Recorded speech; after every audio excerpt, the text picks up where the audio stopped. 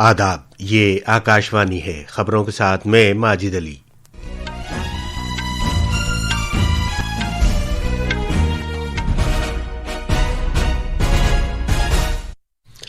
وزیر اعظم نریندر مودی نے کہا ہے کہ اسرائیل کے ان کے دورے سے دونوں ملکوں کے درمیان کلیدی شراکت داری اور گہرے رشتوں کی خاطر نئے مقاصد کا تعین ہوگا۔ سپریم کورٹ نے 8ویں جماعت کی NCERT کی نصابی کتاب میں عدلیہ میں بدعنوانی کے تعلق سے حوالے کا نوٹس لیا ہے۔ انتخابی کمیشن نے مغربی بنگال اسمبلی انتخابات سے پہلے مرکزی فورسز کے اہلکاروں کی گاڑیوں میں GPS ٹریکر نصب کرنے کا فیصلہ کیا ہے۔ خارجہ سیکریٹری وکرم مسری نے عالمی غیر یقینی کے درمیان فوجی آرٹیفیشل انٹیلیجنس کے ذمہ دارانہ استعمال کے بھارت کے عہد پر زور دیا ہے۔ اور مردوں کے ICC T20 کرکٹ عالمی کپ میں آج شام کولمبو میں سپر 8 کے گروپ 2 کے ایک میچ میں نیوزی لینڈ کا مقابلہ سری لنکا سے ہوگا۔ اب خبریں تفصیل سے۔ وزیر اعظم نریندر مودی اسرائیل کے 2 دن کے سرکاری دورے پر روانہ ہو گئے ہیں۔ وزیر اعظم کا یہ اسرائیل کا دوسرا دورہ ہوگا۔ جناب مودی اپنے اس دورے میں اسرائیل کے اپنے ہم منصب بنیامن نیتن یاہو سے ملاقات کریں گے۔ دونوں رہنما بھارت اسرائیل کلیدی ساجھیداری میں اہم پیش رفت کا جائزہ لیں گے۔ وہ تعاون کے مختلف شعبوں میں مزید موقعوں کے امکان پر تبادلہ خیال کریں گے۔ ان میں سائنس، ٹیکنالوجی، اختراع، دفاع، سیکورٹی، زراعت، پانی کا بندوبست، تجارت، معیشت اور عوام سے عوام کے رابطے شامل ہیں۔ امکان ہے کہ دونوں رہنما باہمی دلچسپی کے علاقائی اور عالمی معاملات پر نظریات کا تبادلہ کریں گے۔ اسرائیل میں بھارتی سفیر JP سنگھ نے ہمارے نامہ نگار کو بتایا ہے کہ وزیر اعظم آج اسرائیلی پارلیمنٹ کنیسٹ سے خطاب کریں گے۔ انہوں نے کہا کہ وزیر اعظم مودی اسرائیلی پارلیمنٹ سے خطاب کرنے والے پہلے بھارتی رہنما ہیں۔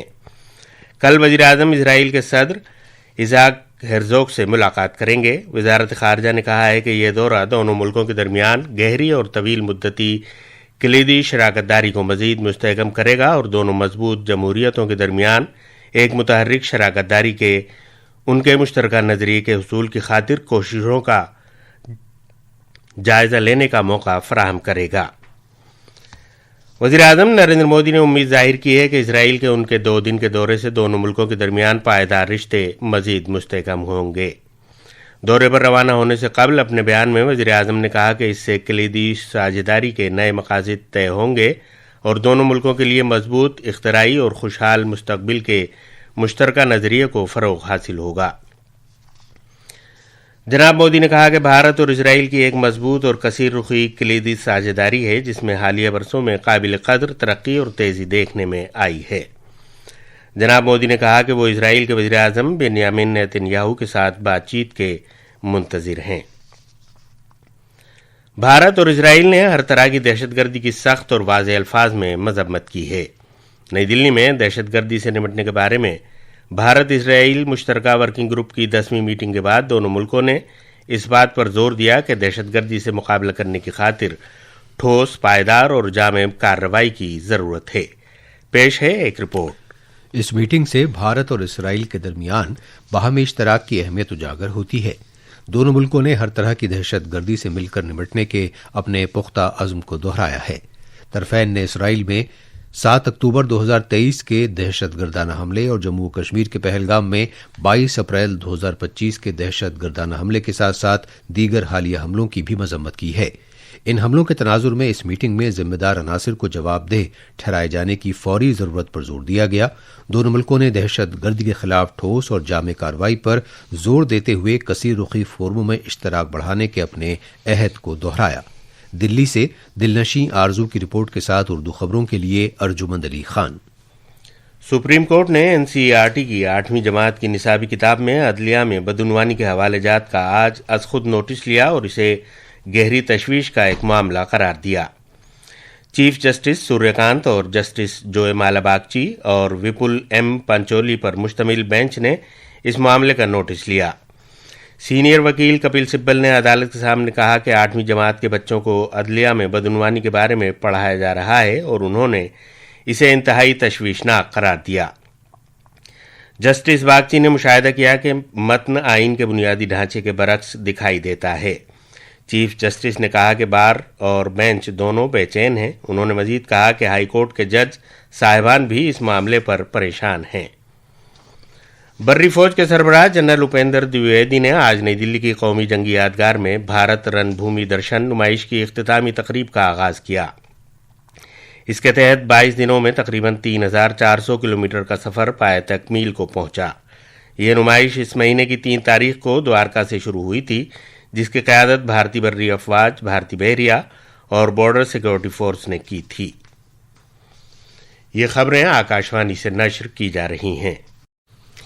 انتخابی کمیشن نے مغربی بنگال میں اسمبلی انتخابات سے پہلے مرکزی مسلح پولیس فورسز کے اہلکاروں کے لیے موٹر گاڑیوں میں جی پی ایس ٹریکرز نصب کرنے کا فیصلہ کیا ہے۔ پہلے مرحلے کے تحت 240 کمپنیوں کے لیے آئندہ ماہ کی 1 تاریخ کو انہیں نصب کیا جائے گا۔ کمیشن نے مسلح فورسز کو ہدایت دی ہے کہ وہ ریاست کی جغرافیائی صورتحال سے خود کو واقف کرائیں۔ مغربی بنگال کے چیف انتخابی افسر نے کہا کہ جی پی ایس ٹریکنگ نظام سے سی اے پی ایف کے اہلکاروں کی نقل و حرکت کی انتخابی کمیشن کی جانب سے مقرر کردہ مرکزی مشاہدین نگرانی کر پائیں گے۔ دوسرے مرحلے کے تحت 240 کمپنیوں کے لیے 10 مارچ سے انہیں نصب کیا جائے گا۔ زراعت اور کسانوں کی بہبود کے وزیر شیوراج سنگھ چوہان نے آج نئی دلی میں پوسا کرشی وگیان میلے کا افتتاح کیا۔ اس موقع پر خطاب کرتے ہوئے جناب چوہان نے کہا کہ حکومت کھاد تک رسائی کو مستحکم بنا رہی ہے، نقلی جراثیم کش ادویات کی فروخت کا سدباب کر رہی ہے اور جلد ہی کسانوں کے لیے قرضوں کو آسان بنانے کے لیے کسان آئی ڈی متعارف کرنے جا رہی ہے۔ انہوں نے مزید کہا کہ پردھان منتری فصل بیمہ یوجنا کے تحت کسانوں میں تقریباً 1,92,000 کروڑ روپے تقسیم کیے جا چکے ہیں۔ یہ کرشی کا ایک طرح سے کمبھ ہوتا ہے، دیش کا سب سے بڑا کرشی میلہ ہوتا ہے، جس میں کون سے ریسرچ اور شودھ ہوئے، کون سی نئی تکنیکی آئی، کون سے نئے بیج آئے، کون سی الگ الگ پدھتیاں ہیں کرشی کی، کیسے اور اتپادن بڑھا سکتے ہیں، روگوں کا مقابلہ ہم کیسے کر سکتے ہیں، انٹیگریٹڈ فارمنگ کی دشا میں ہم کیسے آگے بڑھ سکتے ہیں، اس کی بہتر جانکاری پورے دیش کے کسانوں کو اس کے مادھیم سے دی جاتی ہے۔ بھارت نے بڑھتی ہوئی عالمی غیر یقینی صورتحال کے درمیان اسٹریٹجک استحکام کو برقرار رکھنے اور ہتھیاروں کی دوڑ سے بچنے کی ضرورت پر زور دیا ہے۔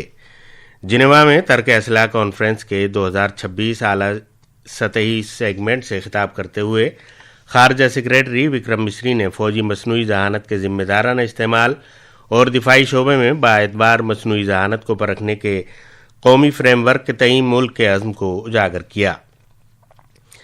انہوں نے new strategic arms reduction treaty یا نیو اسٹارٹ کے حالیہ اختتام کو ہتھیاروں کی عالمی روک تھام کے لیے بڑا دھچکا قرار دیا۔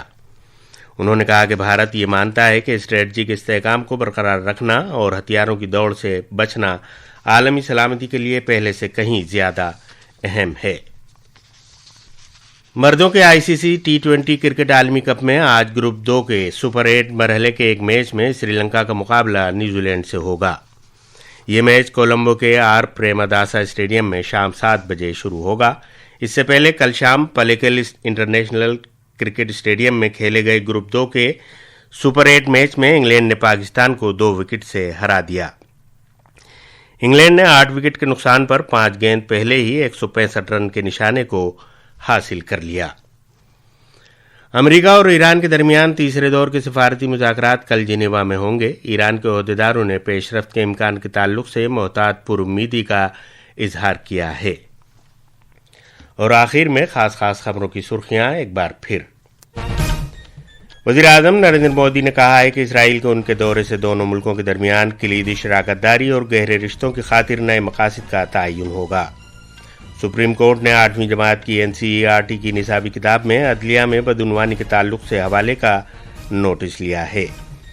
انتخابی کمیشن نے مغربی بنگال اسمبلی انتخابات سے پہلے مرکزی فورسز کے اہلکاروں کی گاڑیوں میں GPS ٹریکر نصب کرنے کا فیصلہ کیا ہے۔ خارجہ سیکریٹری وکرم مسری نے عالمی غیر یقینی کے درمیان فوجی آرٹیفیشل انٹیلیجنس کے ذمہ دارانہ استعمال کے بھارت کے عہد پر زور دیا ہے۔ اور مردوں کے ICC T20 کرکٹ عالمی کپ میں آج شام کولمبو میں سپر 8 کے گروپ 2 کے ایک میچ میں نیوزی لینڈ کا مقابلہ سری لنکا سے ہوگا۔ اس کے ساتھ ہی خبروں کا یہ بلیٹن ختم ہوا۔